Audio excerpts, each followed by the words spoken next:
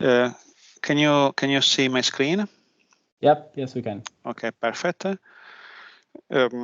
So first of all, okay. What our research group is composed by several members. So you see here the names of the PhD students and postdoc researchers that work with me in my research lab. And we have in our lab we have two streams of research activities which are partially overlapping. I don't know why the presentation is moving by itself. I don't know why. Okay, so oh, I think there's a timer. Okay, sorry. So we have a stream of research on recommender systems and a stream, oh come on, of research on quantum machine learning. And the focus of our research is on applied machine learning, applied quantum computing. So all the thesis that I'm going to, the thesis proposal I'm going to describe you require the students to write and run algorithms. Okay, I would like to keep this in mind. And before talking about the specific topics, I would like to explain which is the typical structure of a thesis that I typically propose. So the first goal for the student is to understand the goal of the thesis, okay, and the task. And the second step for the student is to study the state of the art, which typically means to study which are the competitive approaches. You know, the type of research we are doing is not an absolute type of research. You cannot claim that you're doing well or bad because there is a kind of absolute number that is telling you if you're doing good or well. The evaluation of your work is always a competitive evaluation. So you need to understand which are the competitive techniques. You need to learn them, understand their principles. You need to identify which type of evaluation methodology, protocol, data sets, metrics you will need to use. The evaluation of your algorithm and the evaluation of the baselines is one of the most time-consuming tasks in a thesis work.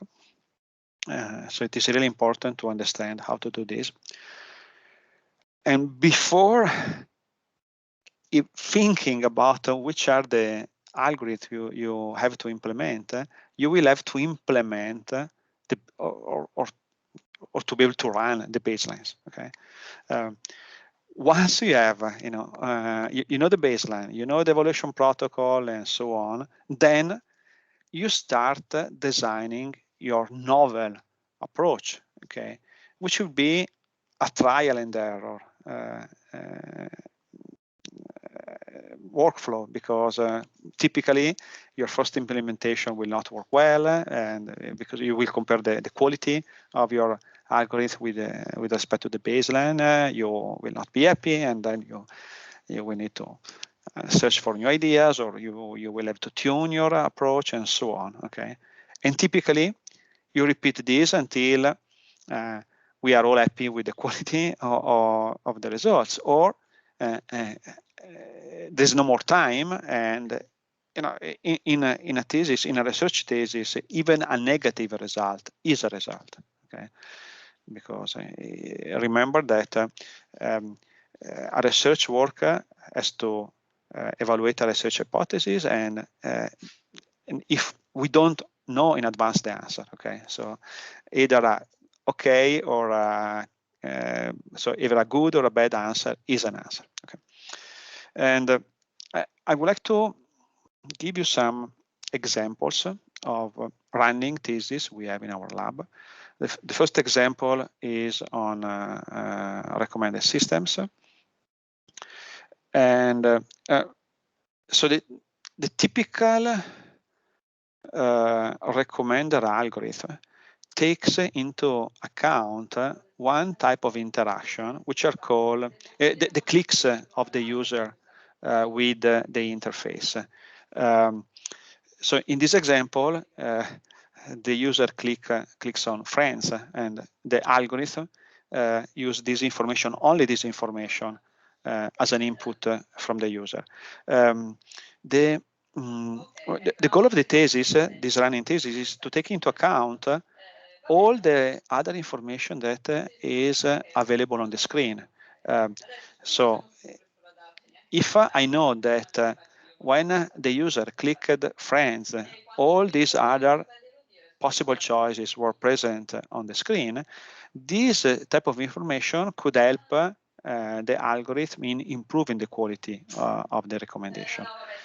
Okay, so this thesis, this running thesis, is working in this direction. Even if there is a thesis already running on this topic, okay, there is still room to do more works on this, okay, because during a thesis project, we can explore only one solution, typical, or one family of solution, but there are many possible approaches. So as another example of a running thesis, this time on quantum machine learning, the goal here is to port, let's say, simple but effective linear machine learning algorithm, which is called SLIM, for linear machine learning algorithm for recommended systems. And the goal is to port it on a quantum annealer and to run it on a 𝗔𝗍𝗍𝗀𝗍 machine. As you see, the model is very simple. We have to learn a square matrix X that minimizes that the error function you see there, well, of course, plus some constraints and some regularization term. And the goal here is to compare the quality, but in this time also the scalability, the speed. As you know, the main reason why we want to use quantum computer is because we want to run our machine learning algorithms faster. Okay, so here we need to compare quality, but also the running time, and we have to compare this with non-quantum algorithms. So I'm coming to the topics, the thesis proposal. I will start from a short-term thesis proposal. For short-term, I means a thesis that if you are available, you can start to work on this thesis now. Okay, and the goal of this thesis is to design an algorithm, a recommender algorithm, to recommend scientific papers to researchers, or to recommend presentations or conferences or conference tracks to researchers. And the input data will be the publications of the researcher that you are targeting, that is receiving the recommendation, and also the analysis of the papers available on a specific conference or on a specific website and so on. Okay, and this analysis will be probably based on NLP techniques. But this is something that we have to discuss together. This type of work is better done by a team of 2 students, but because it is not an easy project, okay. But it's okay also to have 1 student for this project. So beside this very short-term thesis proposal, I want to give you examples of thesis project we have available. And so one, so in order to explain this, I need to explain you one, let's say, limitation of the current research on recommended systems. So typically, approaches for the evaluation of recommended systems. Typical evaluation approaches are based on traditional splitting of data sets into training, validation, and test. Okay, so it's okay for traditional recommended systems, but there are no, let's say, consolidated approaches in the recommended system community on how to simulate A/B testing. You know, A/B testing is when you run a recommendation policy and you want to monitor the behavior of a group of users receiving policy A versus a group of users receiving policy B. And so there is a research line which is called counterfactual learning and counterfactual evaluation, which and the goal here is to explore this counterfactual learning and evaluation for recommended systems. And so typically the only data you have available in order to evaluate, to train and evaluate a recommended system are log data, and the logs are collected by analyzing the behavior of users who receive the recommendations by an existing recommended system. So you have this data that has been collected by logging the activity of the users when using a recommended system A, and then you want to simulate what would be the logging, the behavior of the users if you were using a recommended system B. Okay, and the problem is that your logged data are biased because it has been collected by using recommended system A. Okay, so here the challenge is to design what is called an unbiased offline A/B testing, and there are different ideas on how to do this, different approaches possible, and so at the end, one goal is to design a way to do this unbiased evaluation. And once you have designed an unbiased offline evaluation, you can learn new recommendation policies by minimizing some, by maximizing some reward function, and you can measure it on this unbiased A/B testing. So this is not one single thesis, okay? This is a set of projects, so there are different works that can be done in this area. So the main topic is counterfactual learning and evaluation. A more focused topic is about recommendations of cold items. And again here, the goal is to again here I have to explain you the challenge. Okay, typically I don't know what is happening. My presentation is moving by itself. So in a typical recommended system, recommendations based on interactions, so the clicks of users on items, have a much better quality than recommendations based only on the attributes of items. Okay. The problem is that when you have a new product in the catalog, so if there is a new movie on Netflix, this movie has no interactions. And if the movie has no interactions, you cannot use interactions to make recommendations. So you are forced to use only the attributes to make recommendations. But recommendations based on attributes have a lower quality and require a lot of manual effort in order to do what is called the feature engineering. So you have to decide which attributes and how to weight to use, how to weight attributes, how to combine attributes, and so on. So the goal here is to use machine learning and to use items with both attributes and interactions in order to automatically learn how to learn the engineering of the features. So how to weight features, how to combine them, and so on, so that you can do cold item recommendations. So you can recommend items with no interactions with the same quality that you would have with items with interactions. So this is the challenge. We have some ideas on how to do this.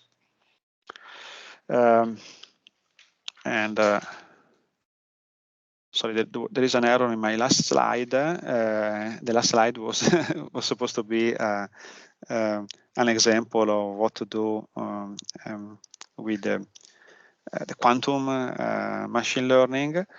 So I can tell you without the slide. One of the ideas we have here is to try to port matrix factorization on quantum linear as an example of a thesis, of a possible thesis. Matrix factorization is the building block of many machine learning algorithms, not only recommender systems algorithms. And there are a number of challenges in porting matrix factorizations on quantum annealers. One of the challenges is that quantum annealers are able to manage only binary values, 1, 0. Okay, so the mapping of general purpose matrix factorization into a very fast machine, but which is able only to manage binary values is challenging. Okay. And so there are some ideas on how to do this again, and this could be an example of a thesis proposal on quantum machine learning. If you have questions, you can either ask them either by voice or write in the chat.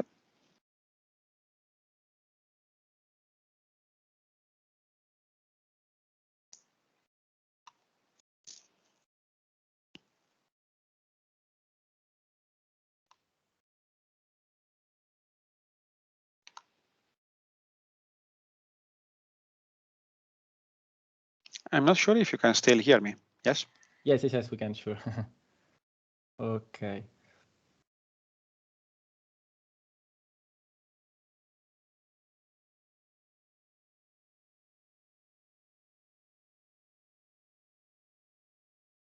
Okay, I guess if there aren't questions, we can.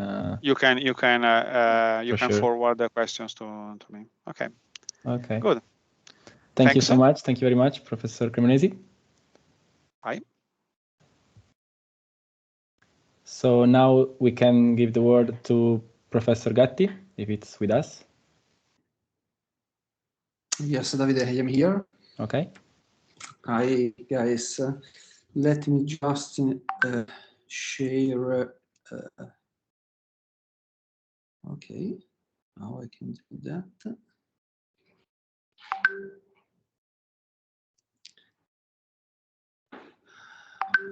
Okay, perfect. Okay. Let me activate the presentation. Slide show. Okay. Perfect. Do you see my screen? Yep. Yes, we can. Okay. Okay. So, well, guys, I am here not for presenting my thesis proposals. I am here to present something different. Specifically, I am here to present an honors program in scientific research information technologies. That it is basically a program, later I will give you the information, that is designed for making research during the Master of Science on areas at intersection of computer science, electronics, telecommunication, in general, information technology. Additional information are available in the website of the honors program. You can find it in the webpage of the Department of Electronics, Information, and Bioengineering. The acronym is 𝗕𝗢𝗎𝗄𝑠𝑟, because it is honors program Scientific Research in Information Technology. And I try to spend a bit of time just to introduce the goal. The goal is basically a program like ESP, ASP, that is an extracurricular program in which you can get some extracurricular credits. You get an official special degree reported in the transcript and a digital badge. You can find all information and the call in the webpage of Politecnico, exactly as in the case of 𝗙𝗀𝘽𝗎𝗪 Politecnica. Well, what is the goal of the program is to provide Master of Science students with the groundings for doing scientific research in information engineering. Consider that in the main programs in the US, Canada, UK, Master of Science students already during their first and second year of the program work in the research, scientific research area by collaborating with faculties. So the goal is to provide basic on how a research activity can be conducted, how you can present a scientific result. That is a very crucial point when you attend conferences and you present your work, and to strengthen the research activities that a student can do during the program. What are, in terms of motivation, the opportunity for students? The first, obviously, is to make research in academia, but also in the main laboratories of Google, Amazon, Facebook, and so on. I don't know whether you know, but for instance, Google has more than 1,000 scientific researchers with a PhD working in DeepMind or Google artificial intelligence. Another very important opportunity is provided by industries. Indeed, a lot of students that graduated, that they performed this program, were recruited in Amazon research labs or Amazon data science in Luxembourg. And usually companies today are very interested in people that has a degree in Master of Science, usually information or mathematics, but that also have some research experience, because many problems are not just to take models, to apply models, but many problems can be faced only by entering the details, design new models, understanding how you can customize the models. Well, in terms of how you can enter the program, you have two entry points. Usually we have an entry point at the beginning, in the second semester of the first year, and the second entry point is in the beginning of the first semester of the second year. In this year, that is 2021, we had a single entry point, that is the first semester of the second year. The call now is open, and the deadline should be around the middle of November. The exit point is at the graduation of the Master of Science. Okay. What are the activities you can do during this program? They basically are two classes of activities. The first is research activities, in which you are required to produce state-of-the-art and a project proposal. The second is to work in collaboration with a research group to produce a scientific result and to write a paper. And the second is composed of typical common activities in the research area, that is reviewing papers, producing a rebuttal, and to present your work. Okay, this is the first set of bundle of activities. The second one is that you have two rather simple courses, the first on scientific research and the second scientific communication. They are provided by MOOC technology, so you can basically attend the course by using your laptop, iPad, or tablet, or so on. And you are required to produce, to answer some quizzes in order to get the certificate that you passed the course. This initiative is shared by all the Master of Science programs in our department. It is Automation and Control, Biomedical, Computer Science, Electrical Engineering, Electronics, and Telecommunication Engineering. There is a limited number of positions. Here you have the position. I'm not sure that the number are right, because the different areas changed very recently the number. So I suggest you to check in the call whether these are right or not. Anyway, the order of magnitude is correct. And what are the steps? The first step is you apply to the call. Once you applied, there is a selection. That is, there is a committee. The committee selects a subset of students, and usually matches each student with a topic. The list of topics will be available on the website of the honors program, that you can find, as before, in the website of the department.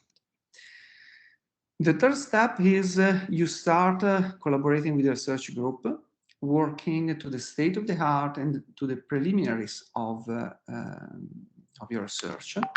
Then you attend the MOOC courses, and you get the evaluation online. Then you work on the research topic, and you produce a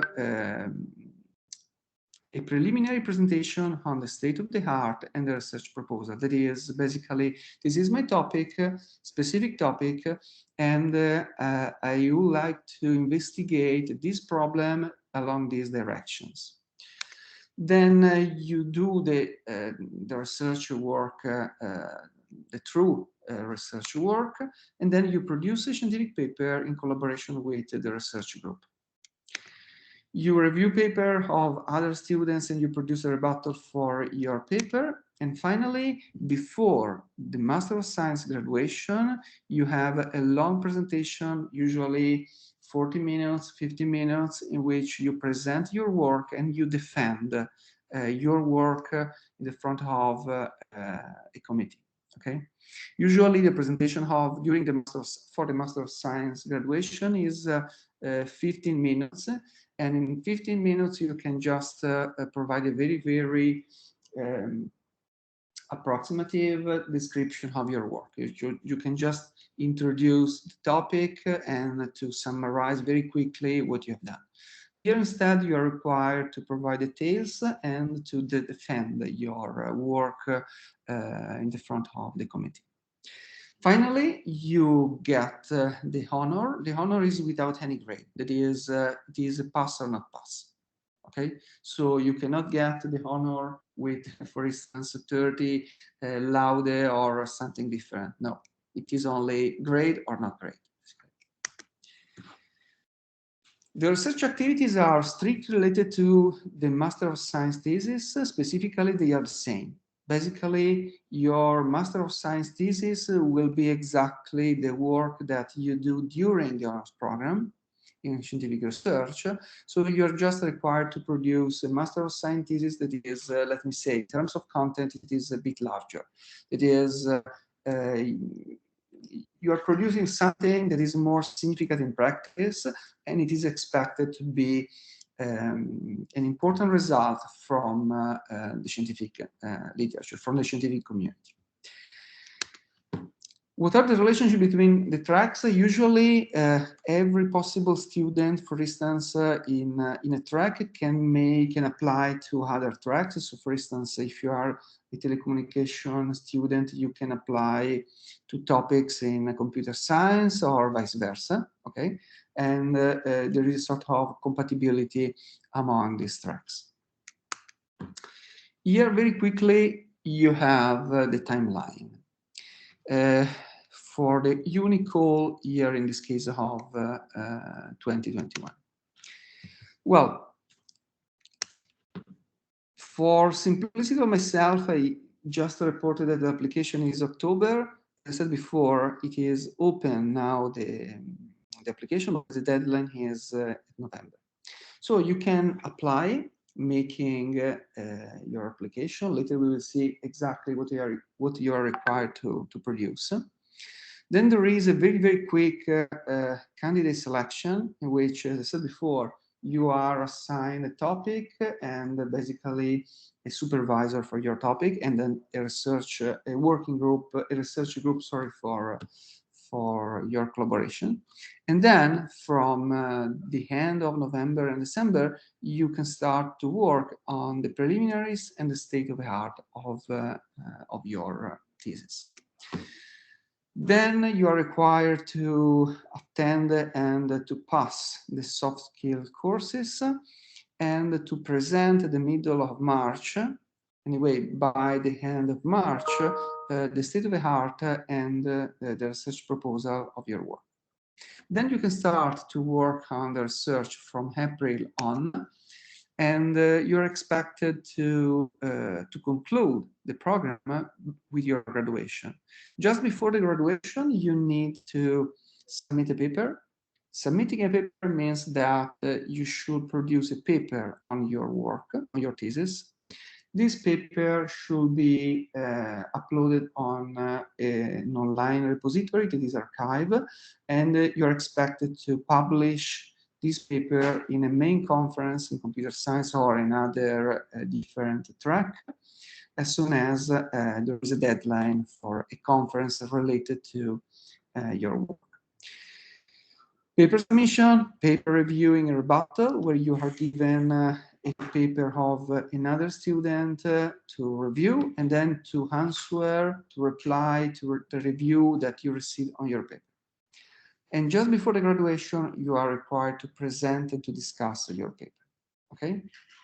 Then you will graduate, you get both the laureate degree and the Master of Science laureate degree, and the honor of the honors program.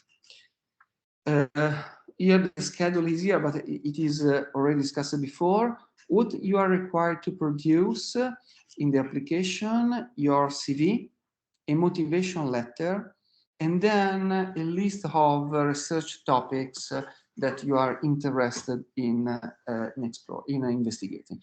If you check carefully the call, you discover that you need to specify at least 2 topics, and you are also required to discuss with the supervisor, the potential supervisor, before making the application. So basically, if you are interested in working in some topics, you need, before making application, to contact the supervisor and to discuss with them. In the website, you will find the topics, and for each topic, the supervisor. Okay. If I remember correctly, the new topics for this call are not published yet online, but they will be by a few days. What are the constraints? In the application, you are required to have a mark that is not lower than 28, and you're required to have at least 50 credits. Remember that only students in the second year can apply. And there is another constraint in the exit, that is you cannot get the honor if your mark is lower than 28.5. Okay, so there is a constraint basically on the average mark also at the in the exit of the program.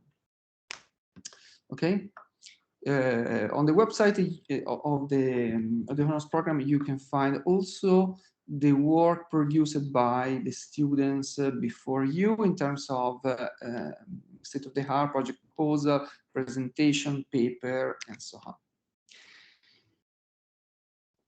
Well, we have that for every track of of the department, there is a scientific committee that will select the research topic, the candidates, and it will evaluate the candidates. Well, here is not very important. It is just to say that every section has a committee.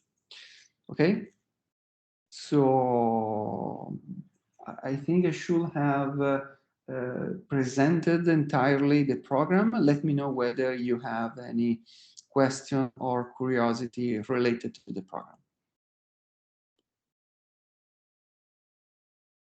In the meantime, that if anyone has a question can write on the chat or switch on the mic. I just remember to the professor that if you want, you can leave on the chat the slides that you used to present, and we will share them on our Telegram group if you like, as you prefer. Okay, consider that the slides should be already available on the website of the program. But by the way, I can okay, I try to share in the chat if Teams allows me to do that. Indeed, I cannot.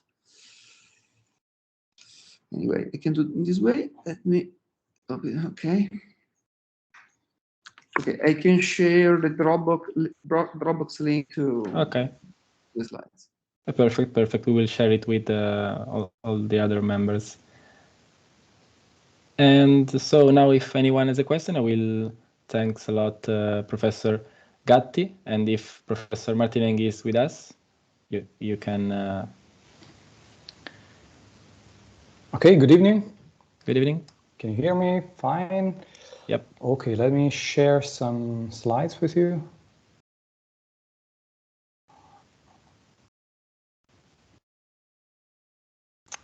Okay, I hope you can see these slides. So thank you for joining me this evening. I would like to present you a few proposals for master thesis in one of my areas of research. So before I begin telling you about the specific proposals, I would like to spend a few words on the topic, on the area that I'm working on. And the general topic, the broad topic, is called ranking or ranking queries, which is a very general problem whose aim is to find relevant information in a very large data set. So in general, you might think of a data set consisting of many pieces of data, many objects, and each of them is described by some features, by some attributes, like the different attributes. And out of this data, we want to find the best options according to some preferences, to some user criteria, or whatever application scenario we deal with, so that we locate the best K options across the data set. So this kind of problem is also known as multi-objective optimization, because we have several criteria, several attributes that describe objects, that describe data, and we want to basically get the best options in all possible attributes. Think of this very simple example here with just 3 dimensions. So we are representing some kind of data space describing, for example, computers. We want to have computers with high reliability, possibly low cost and high performance. So we have 3 different criteria which possibly might be countervariant that we want to optimize at the same time. So the goal is, where are the best computers for us in this data set? So that's precisely the problem that is known as ranking query problem, or top K query problem. Top K because we want to find the K best options available in a data set. And think of the fact that the number of objects might be super large. And this is a problem that applies particularly to all those contexts where we can talk about big data. Okay, is this problem relevant? Well, actually, it touches upon several different fields. I'm mentioning here a few ones, starting with machine learning, but also search engines, e-commerce, recommender systems, and many others.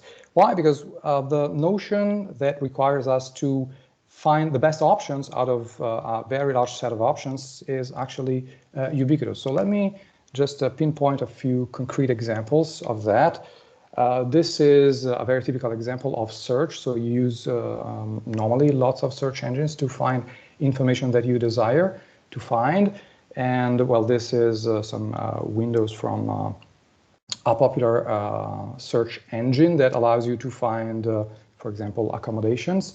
And you can express several different criteria that match your preferences. So the goal of the search engine is to propose you those options that best match your criteria. And you have multiple criteria, so this is multi-objective optimization. That is a ranking query. And this is also found in e-commerce. Think, for example, when you look for products on Amazon, for example. Another contest of application of these techniques could be that of recommender systems, especially when you want to aggregate the recommendations that come from different systems. So if you have several scores that are provided by different recommender systems, and you want to find a sort of global recommendation that puts all of these single individual recommendations into one, then what you do is you combine different criteria, again, to produce a uniform final ranking out of which you want to find the best K recommended objects.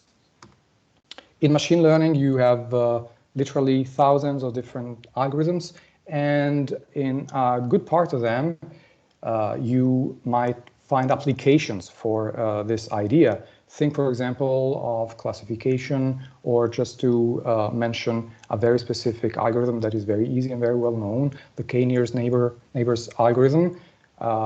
In that case, we have a population, a set of individuals. For example, here we have blue squares and red triangles, and they have been labeled, they have been classified. So we know that there are some blue objects and some red objects.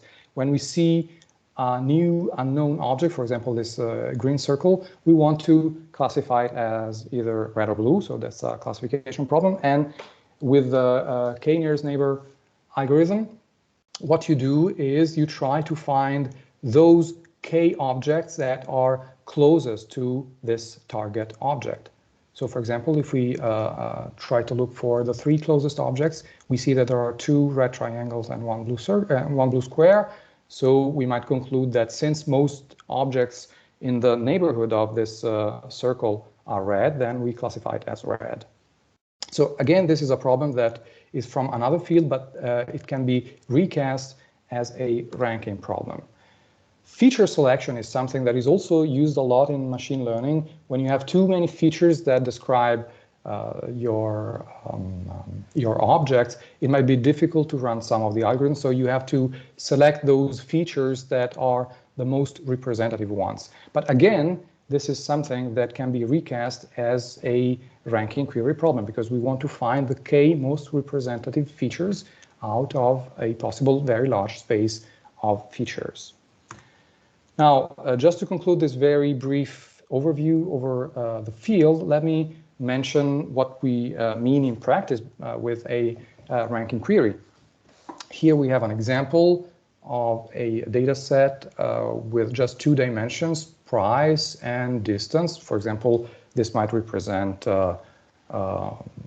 restaurants with their price and their distance from where we are at a particular moment. And they are associated with some preference criterion that tells us exactly how we want to rank the object, which is really a very important part of the problem. So, for example, in this case, I say that I want to rank these restaurants by giving some let's say, importance to the distance from where I am and to the price of the restaurant. And also, I want to weigh twice as much the importance of price with respect to distance. Now, if I do that, basically, I am imposing a way in which I navigate through this space of objects, in this case, restaurants, And according to this criterion, I will find that, for example, the red one is the top according to this criterion because it incurs the lowest overall cost. The blue one is the second one, and so on and so forth. But if we change our criterion, for example, if we decide with the same data set, if we decide to assess, to compute the score, the global score of these restaurants with a different criterion, for example, we now weigh 5 times the distance as much as the price, then basically that means that we will explore this data set according to some other direction. So in this case, the first restaurant, the best restaurant for us is another one. So we change the scoring function, as we say, we change the preferences, then we also change the result. And this is a rather important topic because there are data sets and problems in which the preference criterion is really, really crucial, and even very small changes in that might determine big changes in the result. Now there is a last technique, and this is the last slide with this short introduction to the ranking area that illustrates another approach to this problem. So here we have again the same data set, but instead of deciding which one is the best object, which one is the second best, and so on and so forth, we only point out which ones are those that might be the best option for at least one preference criterion. And in particular, the black ones are those that are potentially the best ones for some criterion. For example, if we give a lot of importance to price, then this one will be our best option. If we, to distance, this one will be our best option because we have a very small distance, although we have a high price. And this one will be the best option if we give a lot of importance to price because the price is the lowest one here. Now, the white ones are points that are certainly not the best options because, well, they are dominated by at least one of the black points. So take this point here, this one has a higher price and a higher distance than this black point. So it can never be the best option, no matter what preference criterion we choose. And this kind of query is called a skyline query because it kind of offers the peaks in a data set that give us a nice overview of what is potentially interesting in a data set. Now, let me stop this short introduction and go straight to some thesis proposals. The first one is using ranking algorithms, ranking frameworks, ranking criteria in an ethical manner. So what does it mean? Well, ethics is something that has been studied a lot in the last years. It's something that is regarded as more and more important, and ranking systems actually are very much affected by ethical problems. Let me mention a few problems that might be relevant.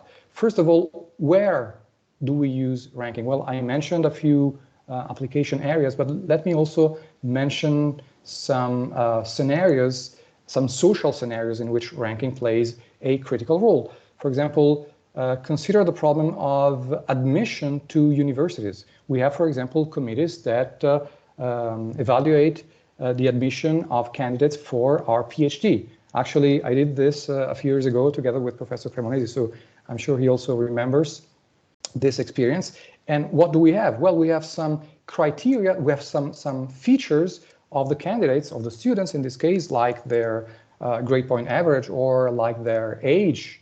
And we might decide whether and how or how much we want to use those criteria to decide which one is the best candidate, so the one that will get a scholarship, and which ones will be excluded from the program. Same thing happens also in, for example, hiring processes or in ranking of sports teams. So you might understand that using criteria that satisfy some sort of ethical principles is crucial, because otherwise everyone could criticize the outcome of such processes. Now, quite a nice example, it's kind of fun. is from sports teams, in particular from soccer.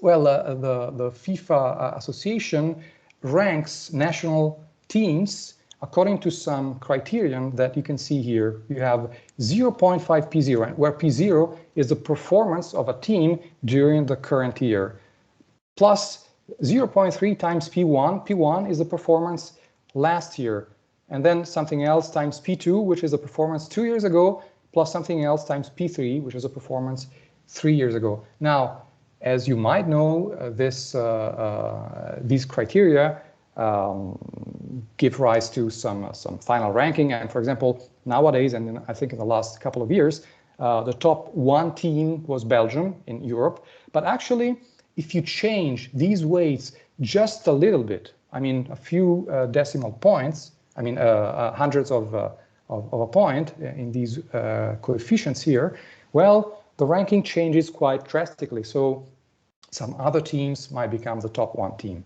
So that means if we change only slightly our criteria, the outcome changes radically. And this is something that we do not want to have. So we want our rankings to be as stable as possible. So we want them to be as robust as possible with respect to changes in our global way of computing a final score for our objects, for our candidates. So this is something that is actually a ubiquitous problem, and it's very important to take that at bay.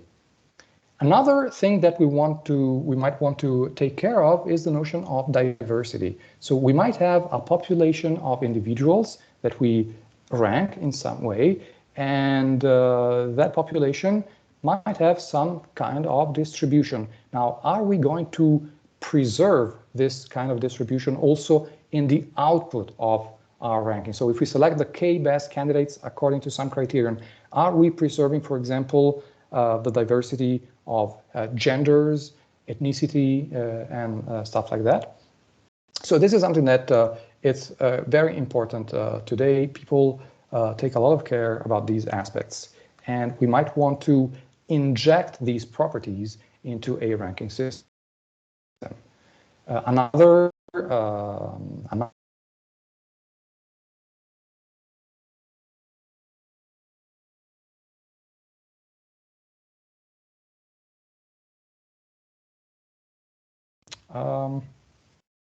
okay, sorry, I think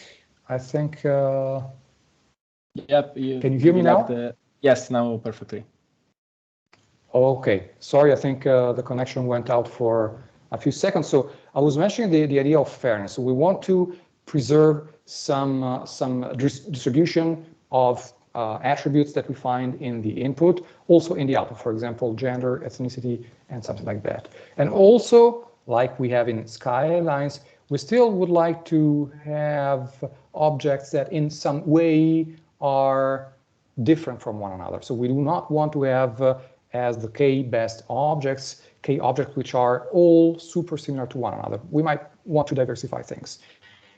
Now, enforcing these principles is something that is desired, and normally ranking systems do not allow that. And actually, these principles might also be incompatible with the optimality of the results. So how can we accommodate those principles in a ranking system? So Thesis in this regard, and there might be actually many more than just one, would consist in either devising some features of a system or algorithm that uses stability or diversity or fairness or all of these, or it might consist in comparing what we get by enforcing some of these properties with systems that exist at the state of the art, or maybe doing some experiments with some of these properties, maybe on some data set. So there are lots of different things that can be done with this kind of proposal. So that's just one proposal, but it might correspond to several different concrete works. Now, second proposal is more implementation-like kind of proposal. And the idea is to try to implement some of the existing algorithms or slight variations thereof, and there are plenty of different algorithms for computing skylines, algorithms for computing ranking queries, algorithms that actually compute something that is a mix between the two things. And the idea that is part of this proposal is to come up with a parallelized implementation of these algorithms. So that means let's do this for some frameworks that are the ones that people use in big data scenarios. So, for example, let's use MapReduce, which is a kind of older one, or let's use Spark or any other similar proposal. So that's the idea. Let's take something that exists already, but let's implement it and see what happens, see how well it performs when we try to parallelize the implementation. And of course, this is interesting because the quantities of data on top of which we run these algorithms are huge. Last proposal for this area is something that is, again, more focused on experiments. And the idea is to choose some particular application scenario. So as I anticipated, ranking applies to many different concrete scenarios. So let's take some of these scenarios. So one in particular, you will be able to choose which one you're interested in, and let's see how the idea of applying ranking algorithms work in improving over the state-of-the-art tools that are available in the particular field that you choose. So for example, if we want to focus on feature selection, let's see how implementing and applying on some experimental data some algorithms based on ranking queries over that kind of problem, how much of an improvement we get over existing algorithms. So we can see if there is any improvement, if we perform similarly, if we perform worse than the state of the art. But this is, in all cases, good knowledge, because people have only tried with very modest attempts in this direction. So you might move on the bar of the current knowledge, of the current state of the art in the field. So feature selection is just one example. You could apply the same idea on top of ensemble learning. You could apply the idea over recommender systems when you, for example, do some aggregation of the outputs of different recommender systems. So the idea is, let's focus on one of these problems and let's do some experiments. So you will have to experiment and possibly also find some data sets that are for running these experiments and showing the results that we might want to use for comparing with the state of the art. All right, so I think that this is it. So basically, this concludes my presentation. These are my 3 proposals. I'm available if you have any questions. Okay, yes. If you have any question, you can write on the chat, or of course, you may email the professor.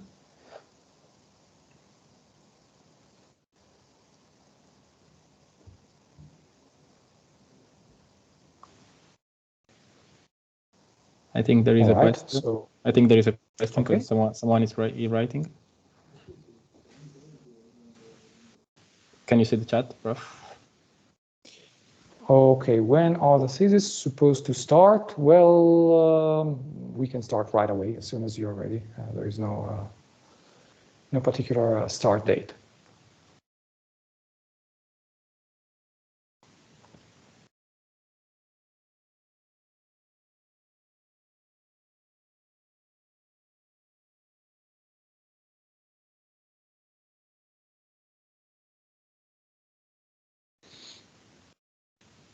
Okay. Good. Okay, so if this is it, I thank you, Professor Martinenghi, and thank you very also much for those who attended. But I think there is one more question, if it's not a goodbye from Francesco. Okay. That is right.